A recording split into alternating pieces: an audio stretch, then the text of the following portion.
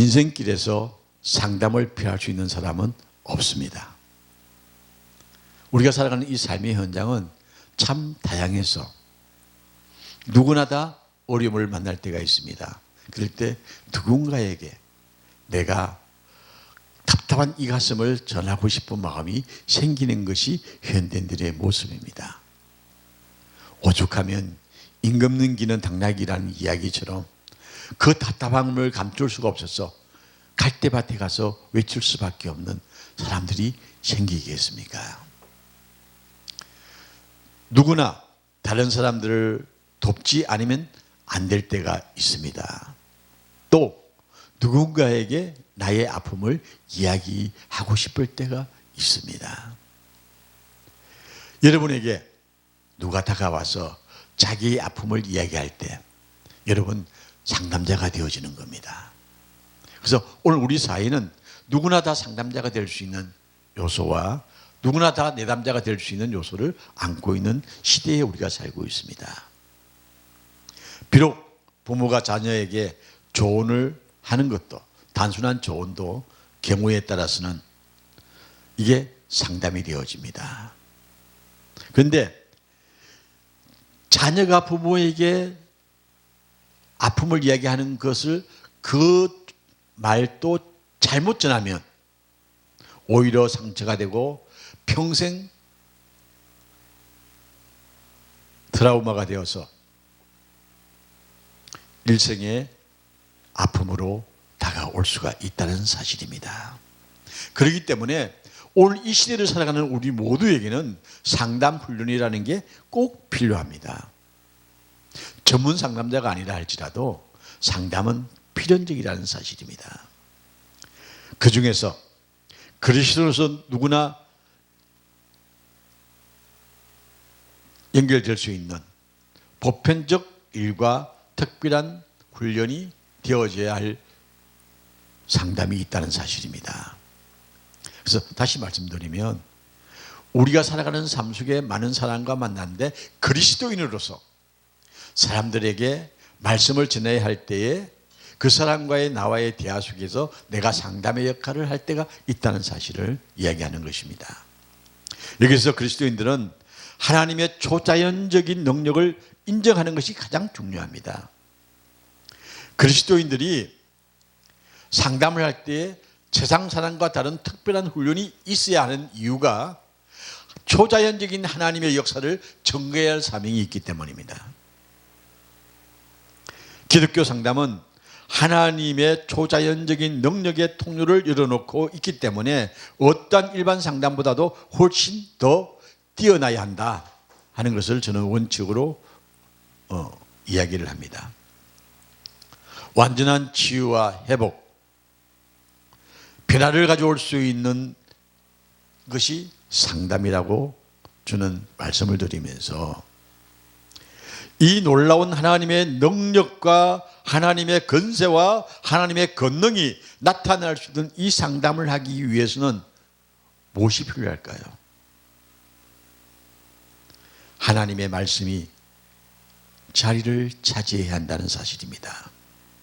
상담자 개인의 능력이 아니라 하나님의 말씀의 강력한 회복과 그리고 치유의 역사가 나타날 수 있도록 하는 것이 우리가 하나님의 능력을 전하는 상담이라는 것입니다. 그렇기 때문에 기독교 상담은 상담자와 내담자가 함께 변화를 체험할 수 있는 것을 찾아보는 것이라고 저는 말씀을 드립니다. 자, 그러기 위해서는 우리는 어떤 자세를 가져야 할까요? 기독교 상담의 가장 첫째 우리가 마음속으로 다짐해야 할 것이 있다고 한다면 하나님은 우리를 대적하시는 분이 아니다. 우리를 도와주시는 하나님이다. 이 개념이 완전하게 서 있어야 합니다. 세상은 우리에게 대적할 수가 있습니다. 그런데 하나님은 우리를 결코 대적하지 않습니다. 위하시고 위로하시고 안아주시고 품어주시는 하나님이란 사실. 우리 흔히 그런 이야기 하잖아요. 하나님이 내 편이라고요. 얼마나 오만한 이야기인지 모릅니다. 하나님 내 편 아닙니다. 내가 하나님 편이에요. 내가 하나님 편이 되어져야 하나님이 나와 함께 해주시는 겁니다. 근데 우리 많은 사람들이요, 오만에 넘어쳐서 하나님은 내 편이라고. 얼마나 오만한 이야기인지 모릅니다. 하나님은 결코 내 편이 아닙니다. 내가 하나님 편에 서야 합니다. 그래야 하나님께서 나와 함께 해주시는 것입니다. 우리가 하나님 편에 서는 이유가 무엇일까요? 말씀에 의지하여 말씀 따라 행하는 그것이 하나님 편에 서는 놀라운 은혜의 축복의 자리라는 사실입니다. 이것을 우리가 먼저 인식해야 합니다. 로마서 8장 28절에 그러죠. 그 뜻대로 부르심을 입은 자에게 모든 것이 협력하여 선을 이룬다고 했습니다.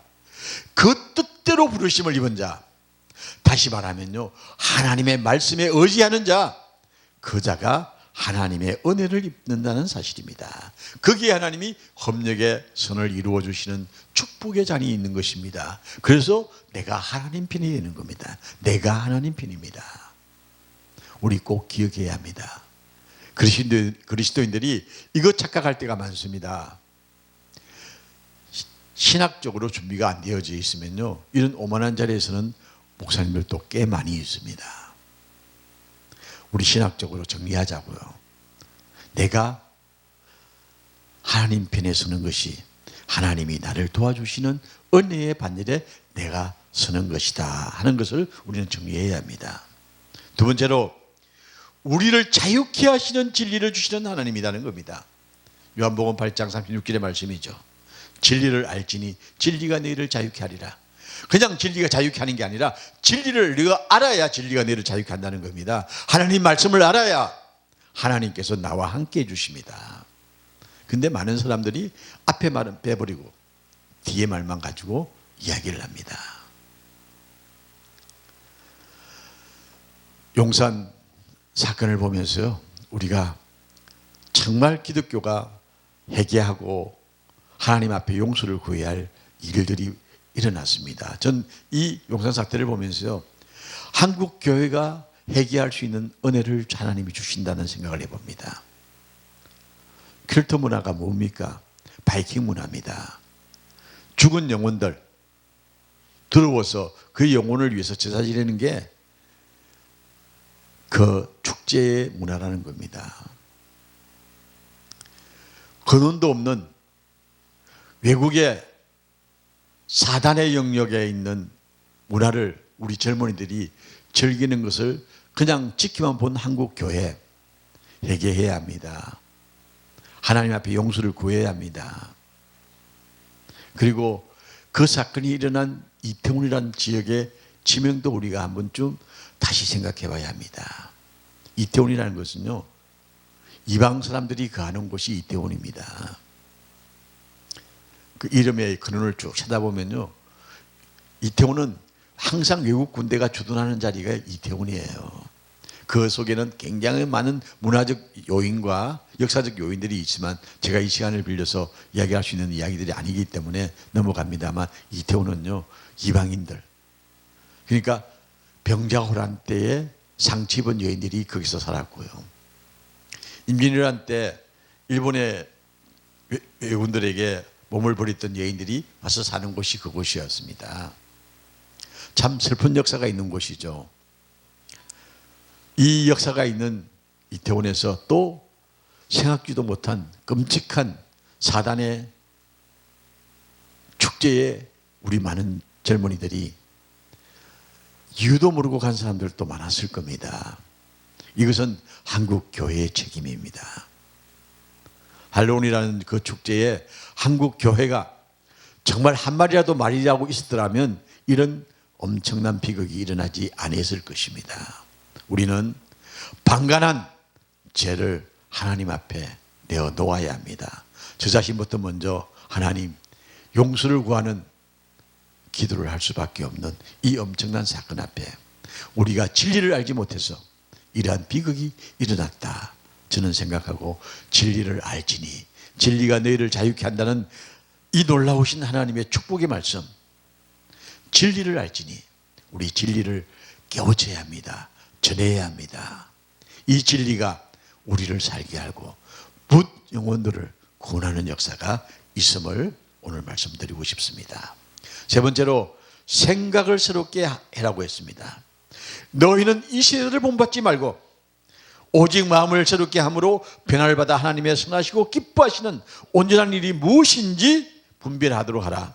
로마서 12장 2절의 말씀이죠. 생각을 새롭게 해라고 했습니다. 그리스도인은요, 상담하기 이전에 그리스도인은요, 생각이 하나님께 나아갈 수 있는 새롭게 변화의 역사를 만들어 가야 상담도 온전히 할 수 있다는 사실입니다. 네 번째로 하나님의 계시를 인식해야 합니다. 일반 계시와 특별 계시를 나눌 수가 있죠. 일반 계시는 자연을 통해서 나타나는 여러 가지 현상들을 일반 계시라고 합니다. 특별 계시는 하나님의 특별하신 인도하심의 역사를 의미하기도 하죠. 그래서 일반 계시와 특별 계시의 그 임하시는 하나님의 역사, 이것을 우리가 인식하고 전할 수 있는 상태가 되어져야 합니다. 다섯 번째로 보혈과 십자가의 사랑.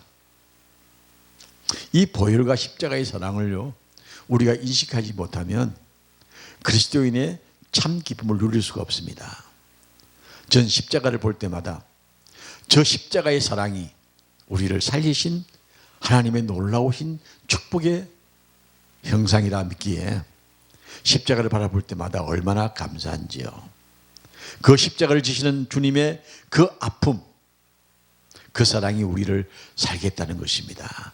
주님이 흘리신 그 보혈의 피가 우리를 새롭게 했다는 사실입니다.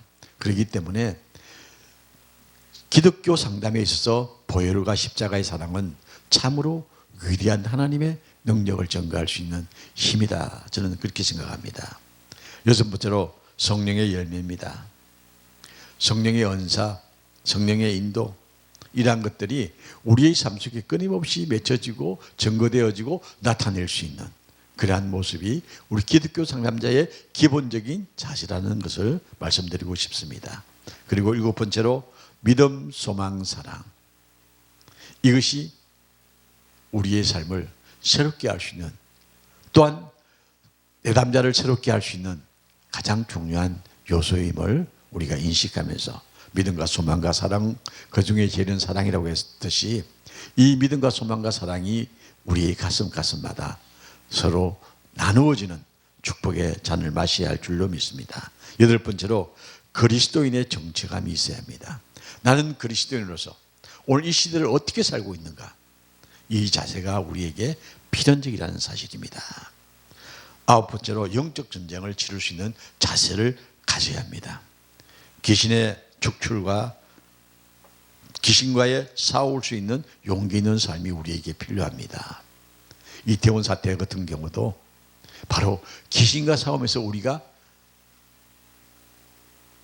방관했다는 사실입니다. 악한 귀신들의 역사가 그렇게 행행하는데도 불구하고 교회가 전혀 생각지도 않게 방관만 하고 쳐다만 보고 있었기 때문에 그러한 문제가 생겼기 때문에 오늘 한국 교회가 철저히 회개의 날로 삼고 회개의 역사가 일어나야 할 것이라고 저는 생각합니다. 제가 얼마 전 우리 기독교 원로 목사님들 모이는 모임에 참석을 했습니다. 물론 거기에 제가 어떤 역할이 있어서 갔는데 그때 목사님들하고 이야기를 나누면서 목사님들이 이제 은퇴를 하셨기 때문에 밖에 있는 교회들과 만날 수 있을 겁니다. 밖에 있는 교회들과 만날 때 어떤 자세로 만나야 할 것인가를 이제 서로 언론을 하면서 그랬습니다. 이젠 선교회장을 열어야 합니다. 끊임없이 교회 안에서 목회하던 그 시절이 아닌 이젠 세상 밖에서 선교의 문을 열 수 있는 그러한 원로 목사님들이 되어진다고 한다면 정말 바랄 것이 없을 것 같습니다 하는 이야기를 나누면서 연로하신 원로 목사님이 됐지만 선교회를 향하여 마음을 활짝 여는 것을 보고 참 기뻐했습니다. 우리는 영적 전쟁을 치르는 그리스도인의 삶입니다.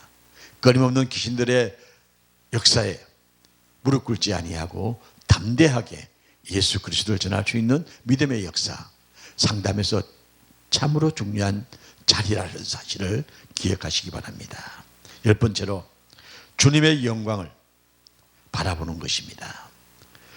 고린도후서 3장 18절의 말씀을 보면 영광으로 이르니 곧 주의 영예로 말미암이라 그랬습니다. 영광의 영광으로 이르는 역사, 곧 주의 은혜로 말미암아 되어지는 것이기 때문에 오늘 교회가 그리고 상담학이란 이름 아래서 그리스도의 영광을 바라보면서 나아갈 수 있는 상담이 되어지기를 또한 바라보면서 10가지를 기독교 상담학에 있어서 갖춰야 할 덕목이라고 저는 생각합니다. 그리고 기독교 공동체 사랑, 수용, 용서, 교제, 열린 마음 이런 것들이 끊임없이 우리 속에서 일어날 때에 상담에서 하나님의 사랑을 전가할 수 있는 회복과 치유가 나타나게 되어집니다. 이 상담에서는요, 윤리성이 참으로 중요합니다. 윤리성과 탁월성, 이건 그리스도인들이 갖춰야 할 덕목입니다. 윤리는 가치관이나 도덕적 원리의 관계가 있죠. 기독교 상담가는 가장 높은 수준의 윤리와 도덕성이 요구됩니다.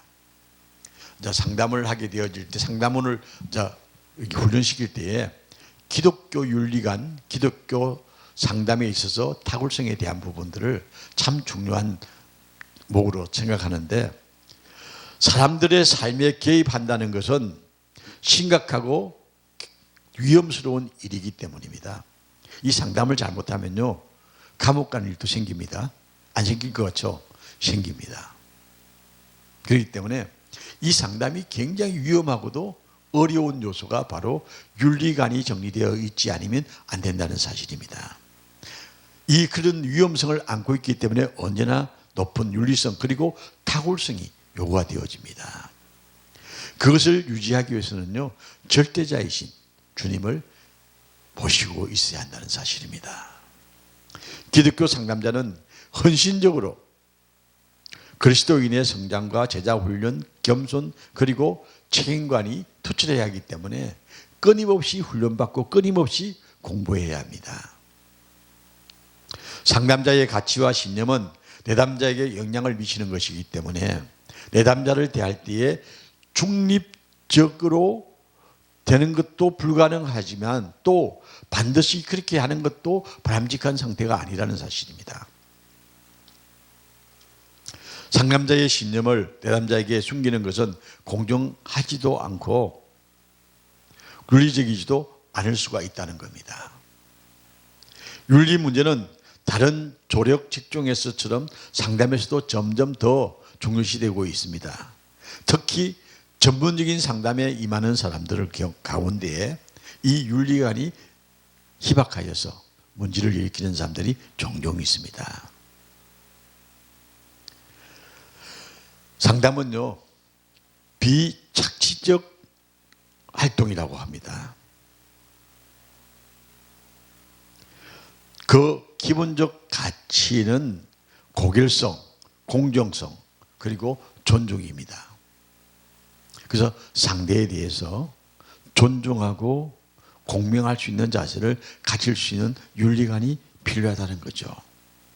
상담자는 내담자를 접하기 전에 내담자와 자기 자신 그리고 다른 상담자들에 대한 자신의 책임을 인식해야 하며 비밀보장, 법적 측면, 내담자가 자신을 시도했다는 기록 보관을 가지고 이기적 이용을 한다든가 하는 것들이 바로 윤리적으로 기준이 없는 모습이 되고 맙니다. 이 상담을 하면요, 꼭 기록을 하거든요. 슈퍼비전이라고 합니다. 기록을 하게 되는데 이 기록이 외부로 유출된다든가 그것을 공개한다든가 이게 용납이 되지 않습니다. 이 슈퍼비전을 할 때 보면요, 전 상담을 한 30년 가까이 상담원들을 훈련시키면서 상담학을 가르치면서 그리고 저도 직접 그 단체의 장으로서 일을 하면서 참 많은 것들을 보고 배우고 그리고 느끼고 했습니다. 이 비밀 보장이 안 되면요, 참 아픔이 되어져요. 제가 그 예를 하나 들게요. 제가 어느 날 밤에 2시 돼서 상담을 받았습니다. 이 상담을 하신 분은요, 어떤 사람이냐면 우리 울산이라는 이 지역이 참 묘한 지역이 돼서 서울에서 내려온 그 고위직 큰 회사의 고위직 임원들이 보통 이중 생활을 합니다. 서울에 부인이 있고요. 그 지역에 현지처가 있습니다. 그래서 물론 다 그런 건 아닌데 그 중에 일부의 사람이지만 보통 이렇게 두 살림을 하는 사람들이 꽤 많았습니다. 근데 그 중에 현지처인 여인이 너무 외로워서 남편이 이제 서울로 가고 없으니까 자기는 진짜 부인이 아니니까 참 힘들고 어려워서 밤에 상담을 했는데 그 상담을 제가 받았습니다. 그래서 그 상담을 받고 나서 제가 어느 회사의 임원들 모임에 가서 그 상담 이야기와 비슷한 이야기를 했습니다. 자, 여러분, 이중생활이 얼마나 슬픈 일입니까? 당신들이 서울 가고 나면 남은 그 현지에 있는 부인은 얼마나 힘들고 외롭고 슬프겠습니까? 그런 생활을 하지 맙시다 하는 이야기를 했는데 그 얘기가 막 떠돌았어요. 그러니까 회사에서 이제 그런 생활을 하는 사람들은 자기 그 같이 사는 현지처에게 막 추궁을 한 거예요. 근데 전부 다 안 했다고 그랬지만 그런 문제는 저도 몰라요. 전화 상담만 했기 때문에. 그런데 그 이야기가 자칫 잘못돼가지고 굉장히 이상한 소문들이 많이 나돌아와서 그때 제가 내가 그 이야기를 하는 게 아니었는데 하는 생각을 해봤습니다. 물론 그 사람 이름도 모르고 그 사람이 누군지도 모르고 아무것도 모른다 할지라도 일단 그 말이 소문의 진원이 되어져서 끊임없이 그 지역에 굉장한 파도를 일으켰던 그 예가 있어서 정말 비밀 보장은 중요하구나 하는 것을 다시 한번 그때 생각해 보았습니다. 자칫 잘못하면 이러한 것들이 이기적으로 이용되어질 수가 있습니다. 그래서 윤리적 자세가 기준이 꼭 있어야 한다는 것을 말씀드리고 싶습니다. 상담 기간의 윤리 구별을 철저히 지킬 수 있도록 그런 훈련들이 필요하기 때문에 상담자들은 항상 슈퍼비전에 참여를 많이 해야 합니다. 오늘 우리 사회에 이런 상담자들을 위한 슈퍼비전들이 참 많이 있습니다. 그래서 그게 참여해서 그러한 훈련들을 끊임없이 받아야 한다는 사실입니다. 이 비밀보장은요, 상담에서 비밀보장은 절대적으로 중요하며 내담자의 사생활과 안전을 지켜줘야 하기 때문에 이것은 꼭 필요합니다. 상담자는 이 영역을 방심하면 안 되기 때문입니다. 윤리면에서 참으로 중요한 요인이 상담자에게 있어서 이 비밀보장입니다. 이 비밀을 절대 보장하지 못하는 요인들이 우리 속에 너무 많다는 겁니다. 상담 슈퍼비전에서 사례에 대한 토론하거나 교육에서 사례를 언급할 수가 있습니다. 그러면요, 그 문제가 어떻게 와전되어지기 시작하면요, 법적인 문제까지도 야기되기도 합니다. 그래서 비밀 보장이 끼어질 수가 있습니다. 그래서 비밀 보장과 비밀 엄수, 이거는요, 상담자가 항상 자기가 기록해야 할 그러한 윤리적인 중요성을 갖고 있습니다. 비밀 엄수라는 것은요, 어떤 상황에서도 어느 누구에게도 절대로 정보를 알지 않는다는 절대적인 약속입니다. 그래서 우리가 상담자와 상담한 내용은 그 상담한 상담자 외에는 절대로 누구도 볼 수 없게끔 차단하는 그런 기준을 가지고 있어야 합니다. 비윤리적인 것 중에 하나가 상담자는 자신이 다루기에는 적절한 훈련을 받지 못한 사람이 복잡한 문제들을 상담하려고 하는 것은 비윤리적인 문제라고 봅니다. 자기 영역도 아닌데 달라듭니다. 예를 들어서 DID라고 그러죠. 예를 들자면 헨리성 정체성 장애라고 합니다. 다중성 인격이죠. MBC라고 합니다만 반사회적 인격 장애. 내 안에 다른 사람이 있는 사람들이 있어요. 이런 사람들을 상담은요, 정말 심각한 상담이기 때문에 훈련되지 않은 사람들이 상담을 하게 되어지면 굉장한 다른 문제를 야기시킬 수가 있습니다.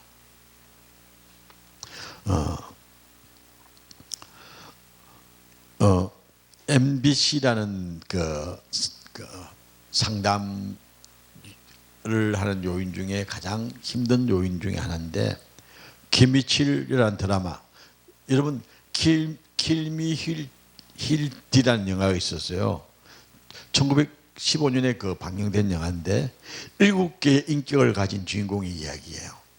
우리 사이에 굉장히 문제가 됐던 드라마인데 킬 미칠미라고 하는 드라마였는데 이 드라마에 7가지의 인격을 가진 사람이 나와서 주인공이 하는데 이 드라마의 키포인트가 뭐냐면요. 경계선 인격장애. 흔히 말하는 DIB의 그 현상을 많이 가지고 있었습니다. 그 다중인격을 이야기하죠. 그래서 이것들을 반사회적 인격이라고 하기도 합니다.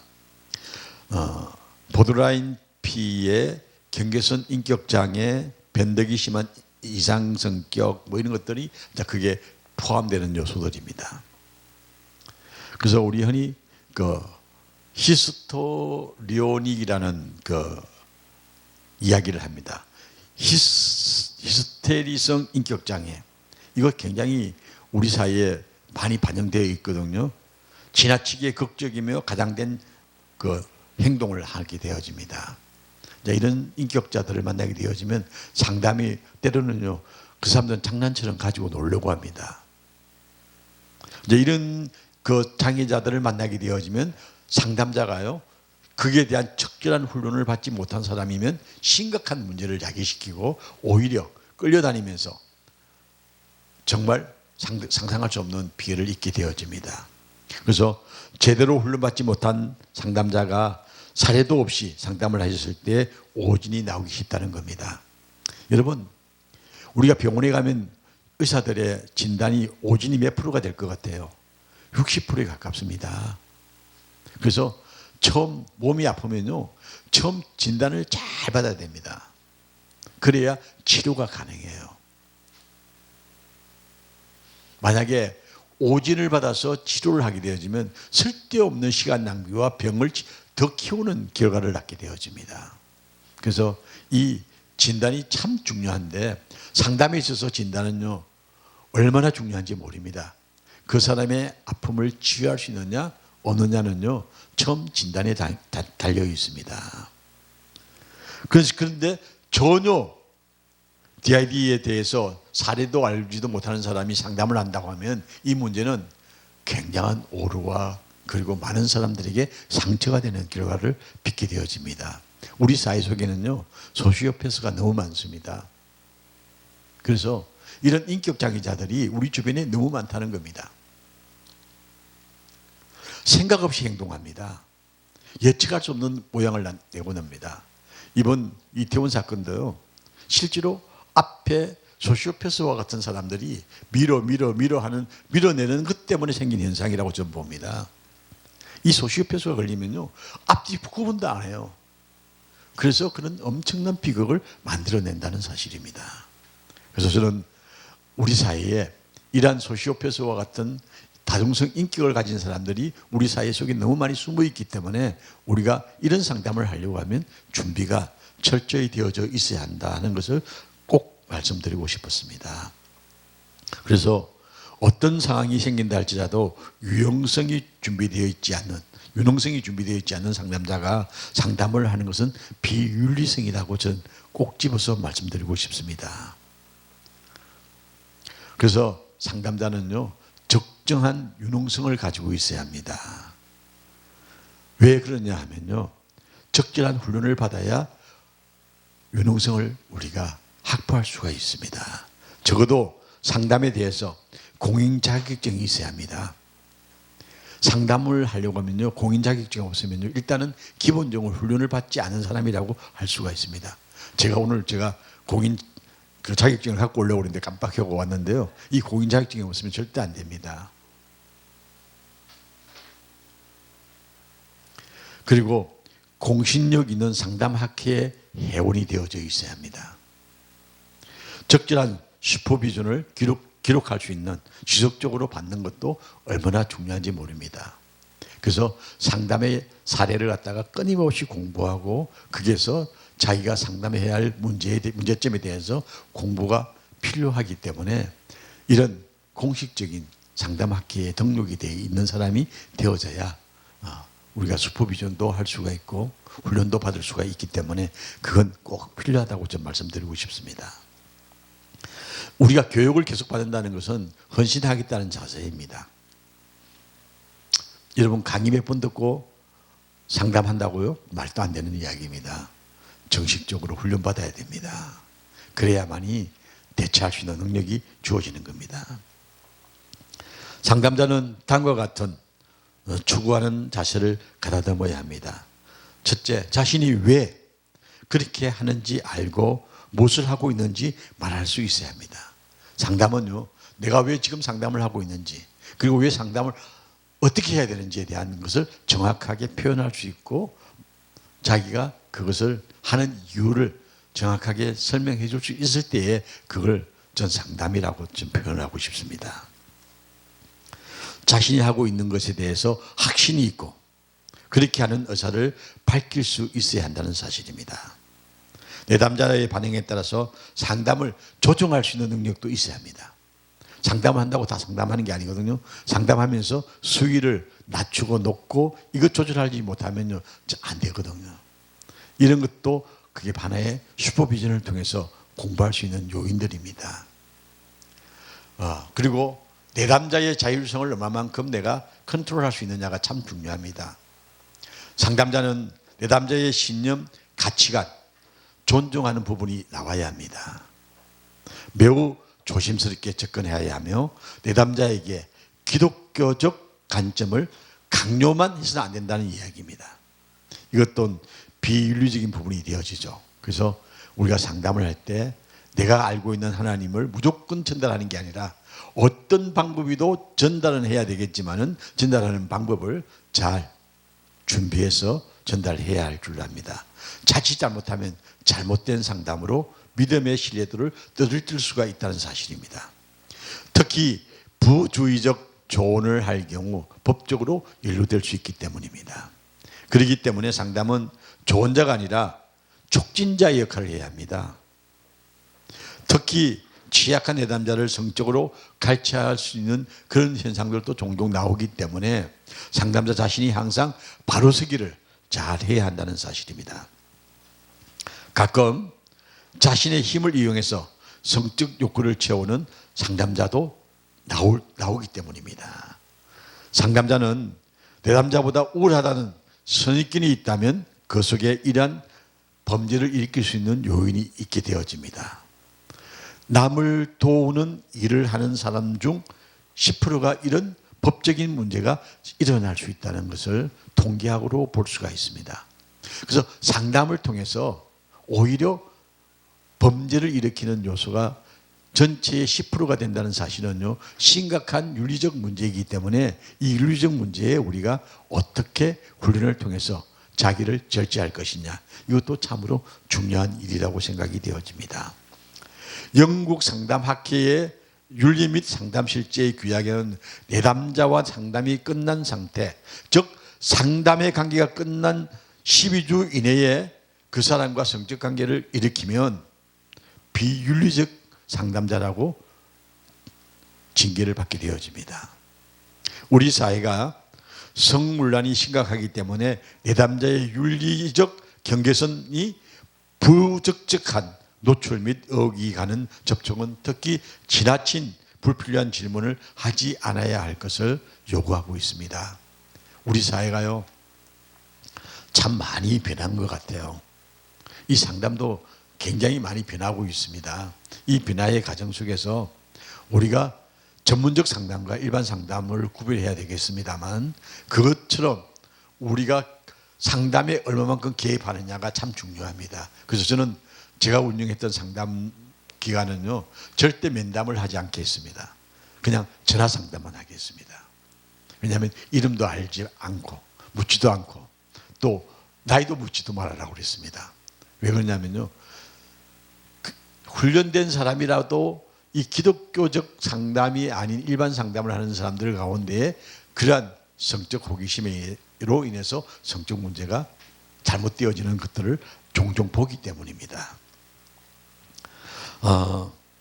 우리가 그 이중관계라는 용어가 이제 참 다가올 수가 있는데 이 아는 관계, 공명정대성을 유지하기가 매우 어렵다는 사실입니다. 내가 아는 사람과의 관계 속에서는요, 공명정대하기가 힘듭니다. 이유는 경계성이 모호해지고 객관성을 잃어버리기 쉽기 때문이죠. 친구나 친척, 동료의 상담을 알게 되었을 때 끝까지 침묵할 수가 없다는 겁니다. 진짜 임금 넘기는 당나귀처럼 그 사람의 아는 사람의 비밀을 알면요, 꼭 이야기를 하고 싶어요. 누군가에게 전하고 싶어요. 그래서 이게 문제가 확산되어진다는 사실입니다. 조사에 따르면 목회자에게 상담을 받는 교인이 40%가 교회를 떠난다는 사실입니다. 왜 그럴까요? 자기의 치부가 드러나지 않으려고, 자기 이야기가 알려지지 않기를 바라서 교회를 떠난다는 겁니다. 그래서 목회자들이 상담할 때 필연적으로 중요한 것은요, 자기가 직접 상담하면 안 된다는 이야기입니다. 자기 교인 상담은 자기가 하면 안 된다는 이야기입니다. 다른 목회자에게 부탁을 해야 한다는 겁니다. 왜 그럴까요? 그 교인이 혹시 자기의 모든 비밀이 잘못 알려질까 두려워서 교회를 떠나기 때문입니다. 그래서 목회자들은요, 자기 교회 교인의 상담을 할 때는 장기적 상담은 절대 하면 안 됩니다. 단기적 상담, 눈에 보이는 것만 이야기할 수 있는 그 즉각 답할 수 있는 것 위에는 전문 상담가에게 의뢰를 하는 것이 바람직하다. 그래야 교인이 떠나지 않는다는 겁니다. 그래서 다른 상담자와 연결시켜주기도 하고 직접 상담을 제안하는 것이 좋은 것이 담임 목사일 경우 그런 것들이 필요하다는 겁니다. 이것을 이중관계라고 그렇게 표현합니다. 교회 속에서 다른 사람이 연결되는 것이 실제로 서로가 알면 비밀이 지켜지지 않기 때문에 그러한 규정을 두고 있습니다. 자, 이 기록 보관이라는 거 꼭 필요한, 상담은요, 기록 보관이 제일 중요합니다. 그래서 이 기록 보관을 적절하게 기록하고 비밀을 유지하고 보관되어야 하며, 어떤 규범에 따라서 법적인 문제가 발생할 때 법적인 게 대응할 수 있는 요소가 되기 때문에 기록 보관은 철저하게 해야 한다는 것입니다. 그리고 진짜 상담학을 제가 하면서 꼭 필요한 거는요, 연장 교육이 정말 중요합니다. 계속적인 연장 교육이 되어야 하는데 먼저 하나님을 아는 것부터 다시 시작해야 합니다. 정기적인 경건 시간, 성경 읽기, 교회 소그룹 참여 등 교회의 연장 교육에 계속 참여해야 한다는 겁니다. 그리고 독서, 세미나 참석, 상담자 모임 등 계속해서 정보 수집이 필요합니다. 상담은요, 제가 상담 기관을 만드는 지가 1984년에 제가 만들었는데 제가 한 30년 그 기관을 맡아서 운영하면서 참 많은 그 상담 그 사례가 있죠. 근데 그렇게 해도 새로운 이 변화가 일어나면 그게 적응이 잘 안 돼요. 그래서 새로운 공부를 끊임없이 해야 합니다. 아마 이런 시간을 갖는 것도 제게는 굉장히 공부의 시간이에요. 제가 이렇게 공부하면서 다시 돌아보면서 그리고 같이 나눌 수 있는 시간을 갖는 것도 제게는 굉장한 유익한 시간이다, 저는 생각이 되어집니다. 그래서 저는 항상 이 상담을 하면서 상담자에게 꼭 요구하는 게 뭐냐면 슈퍼비전입니다. 이 슈퍼비전은 상담자가 장기적인 상담 슈퍼비전을 받지 않고 상담을 하는 것을 윤리를 어기는 것이라고 저는 이야기를 합니다. 이것은 비밀을 유지하면서 상담 사례를 다루는 공식적인 시간을 가져야 한다는 것입니다. 사례가 참 중요합니다. 의사들이 임상을 굉장히 중요시 하잖아요. 의사들도요, 임상을 많이 하지 않으면 그 병에 대해서 정확하게 진단하기가 힘듭니다. 그래서 상담은 슈퍼비전을 많이 참여하고 상담 사례에 대해서 공부를 끊임없이 해야 한다는 겁니다. 상담 사례를 다루는 공식적인 시간을 가져야 하는 것은 바로 슈퍼바이저로서 최소한의 요구사항이 많은 상담 경험을 가지고 그리고 지리적으로 떨어져 있는 사람들이 사례를 들으면서 서로 보완이 이루어지도록 하는 것을 슈퍼비전의 가장 중요한 요인이죠. 이상적인 슈퍼바이저는 상담 훈련을 잘 받고 상담 경험이 많은 슈퍼비전 훈련을 받은 사람이 상담을 잘하게 되어져 있습니다. 슈퍼비전이 분량이 많으면 많을수록 임상적 능력이 늘어나는 것이기 때문이죠. 유명한 의사들은요, 임상 경험이 많은 사람이 유명한 의사가 됩니다.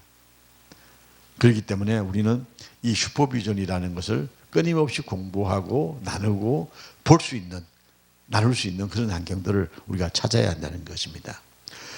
우리가 상담에 있어서 가장 중요한 어대, 상담자는 내담자가 다른 상담자에게 언제 인계할 것인가를 알아야 합니다.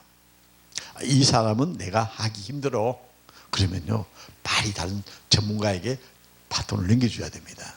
그거 안 넘겨주면요, 자꾸 가지고 있다가 오히려 실패하고 나중에 큰 문제를 일으킬 수 있는 요인이 되어집니다. 그래서 전문 상담이라는 게 얼마나 중요한지 알 수가 없습니다.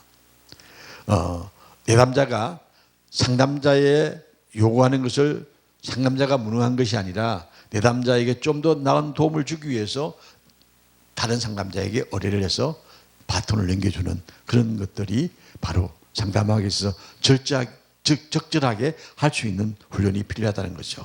상담도 폭넓은 범위와 행동과 방법론이 다루어져야 하기 때문입니다.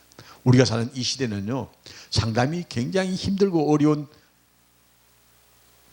그 종목이라고 할 수가 있습니다. 그런데 이 종목을 내가 혼자서 감당하기 힘들면 전문인들과 함께 나누어서 할 수 있는 훈련도 중요하다는 겁니다. 그래서 오늘 상담학은 실제 상담에 필요한 여러 가지 요인들을 함께 찾아보는 시간이었습니다. 감사합니다.